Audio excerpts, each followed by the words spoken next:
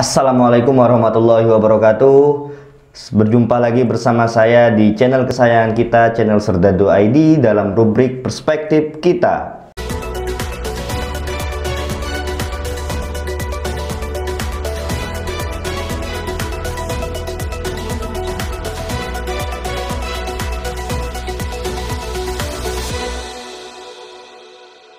Isu kenaikan, bukan lagi isu sih, sebenarnya sudah menjadi kebijakan yang sudah ditetapkan oleh pemerintah tentang kenaikan BBM. Solusi bagi pemerintah ataukah mencekik bagi masyarakat kecil? Diketahui pada Sabtu 3 September 2022 yang lalu, pemerintah melalui Menteri SDM mengumumkan bahwasanya kenaikan harga BBM, yakni 3 jenis bahan bakar yang sering kita pakai tentunya, yaitu solar, pertalite bersubsidi, dan pertamax. Kenaikan ini semulanya yang awalnya BBM solar seharga Rp5.150 itu menjadi Rp6.800, pertalite dari Rp7.650 menjadi Rp10.000, dan pertamax tentunya yang sangat-sangat melambung jauh, yang semulanya Rp12.500 sekarang menjadi Rp14.500 per liter. Secara sederhana, kenaikan BBM ini berkisaran Rp1.700 hingga Rp2.550 per liternya. Semenjak pemerintah mengumumkan bahwasanya kenaikan harga BBM tersebut, sudah banyak aksi-aksi penolakan yang dilakukan oleh berbagai kalangan masyarakat sipil, mahasiswa, dan organisasi masyarakat di penjuru Indonesia. Kenaikan harga BBM ini tentunya bukan kali pertama dilakukan semasa pemerintahan Presiden Jokowi. Selama masa 2014 hingga saat ini sudah 7 kali Presiden Joko Widodo melakukan kenaikan terhadap harga BBM. Dikutip dari laman liputan6.com, Jokowi menaikkan harga BBM ini sudah 7 kali.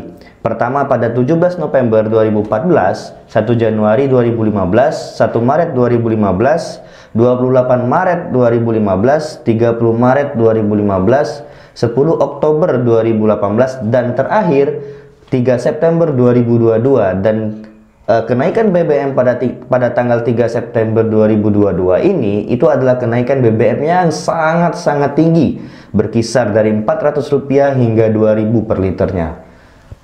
Menurut catatan liputan6.com tersebut, kenaikan harga BBM ini tentu banyak sekali menuai pro dan kontra di kalangan masyarakat.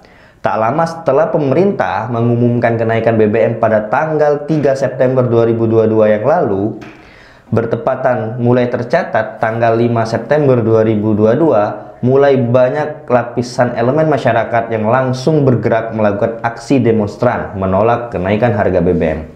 Alasan pemerintah sebenarnya menetapkan kebijakan kenaikan BBM ini adalah karena meningkatnya angka APBN tahun 2022 lebih dari 3 kali lipat, pertama. Dan kedua, melihat banyaknya penyaluran BBM bersubsidi ini tidak tepat sasaran, maka pemerintah menganggap ini adalah sebagai beban pemerintah yang ditanggung dalam APBN negara tahun 2022. Sehingga pemerintah mengeluarkan kebijakan dengan menaikkan BBM, yang bagi mereka ini adalah solusi bagi pemerintah.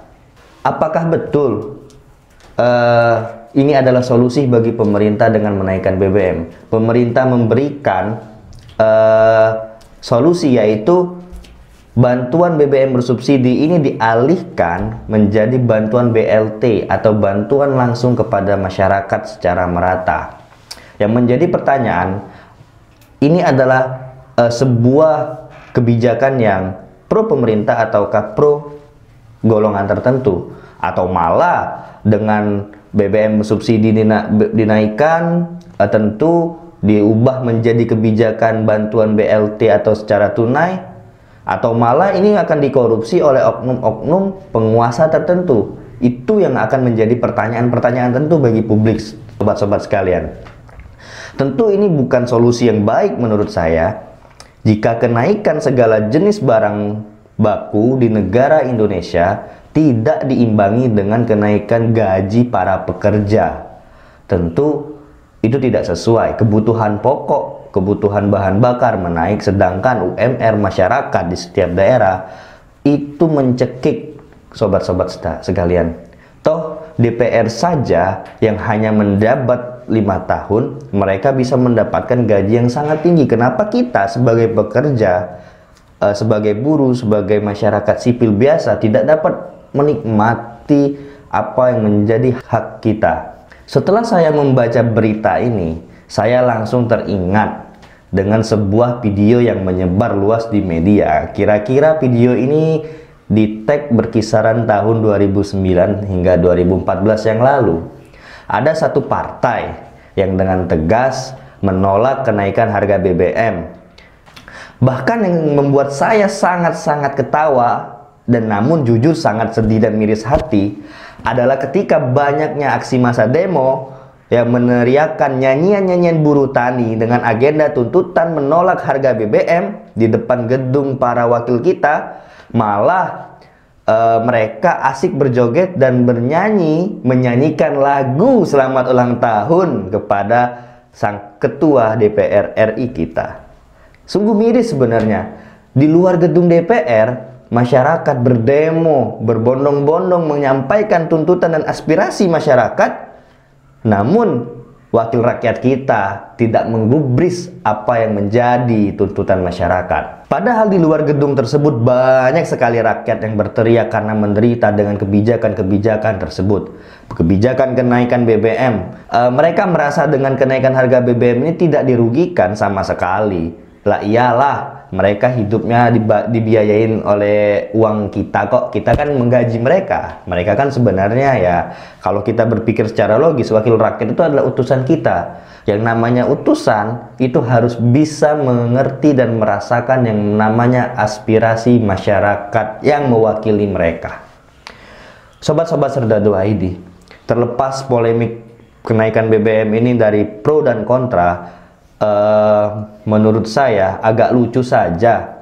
Yang katanya sih mereka adalah wakil kita, wakil rakyat yang merupakan representasi dari pikiran dan keinginan rakyat, yang sebagaimana amanat konstitusi Undang-Undang 1945, aspirasi kita diwakilkan oleh mereka dalam pemilu yang dilaksanakan selama 5 tahun sekali.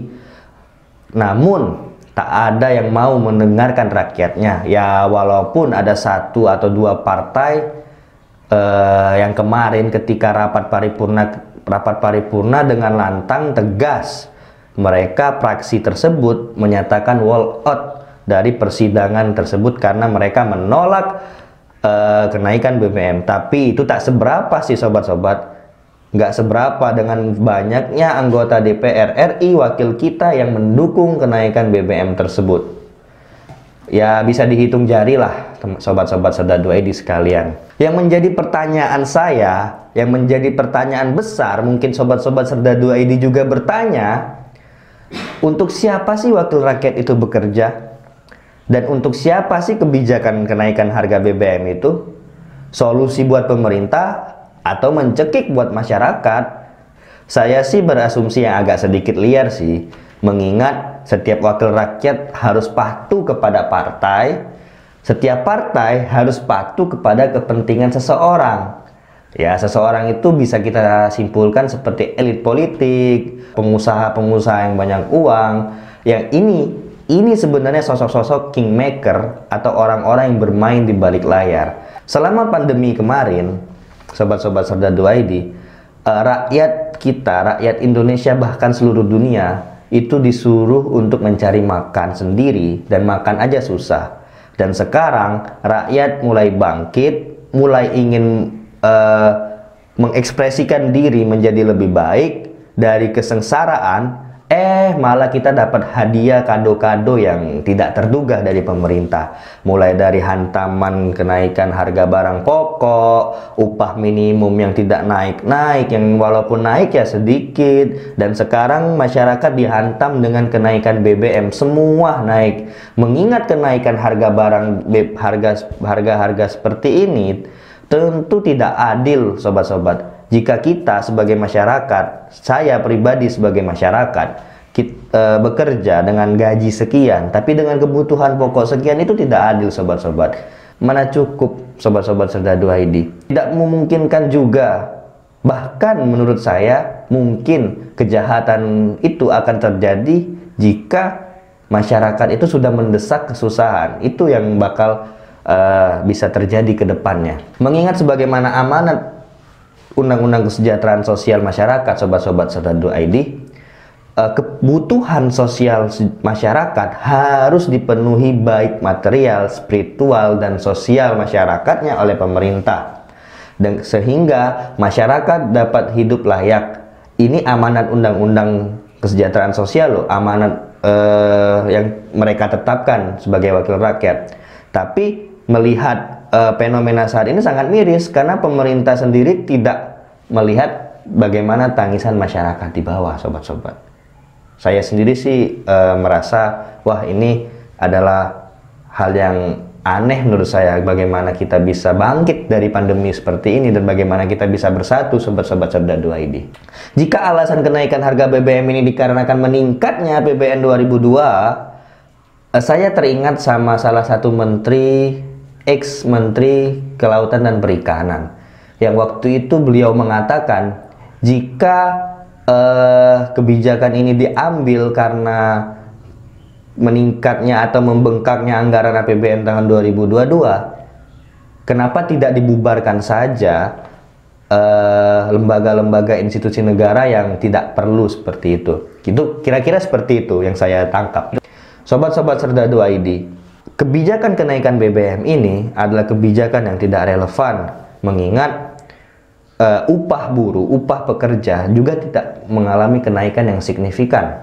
Harga bahan pokok yang naik, harga BBM yang naik, tentu tidak seimbang dengan kenaikan upah pekerja. Tentu saya menyarankan kepada pemerintah tentunya agar dapat menyeimbangkan bagaimana realita kehidupan masyarakat, bagaimana dengan kebutuhan masyarakat, sehingga terciptanya nilai-nilai keadilan yang dapat diterapkan di kehidupan masyarakat bernegara ke depannya. Saya harap pemerintah dapat mengerti bagaimana relevansi antara masyarakat, kekuasaan, dan penerapan nilai-nilai keadilan sosial bagi seluruh masyarakat. Ini sebagaimana Pancasila kelima, keadilan sosial bagi seluruh rakyat Indonesia. Tentu kita semua mengerti akan hal itu. Mari kita sama-sama ciptakan negara Indonesia adil, makmur, dan sejahtera. Kita dukung semua kebijakan pemerintah, asalkan kebijakan pemerintah tersebut adalah kebijakan yang pro akan masa depan rakyat dan negara. Namun, jika kebijakan pemerintah tersebut adalah kebijakan yang merugikan masyarakat umum, masyarakat banyak, maka negara akan tetap menjamin kebebasan masyarakat untuk mengkritik, untuk mengekspresikan pendapat, sehingga ini akan menjadi nilai koreksi bagi pemerintahan yang selanjutnya.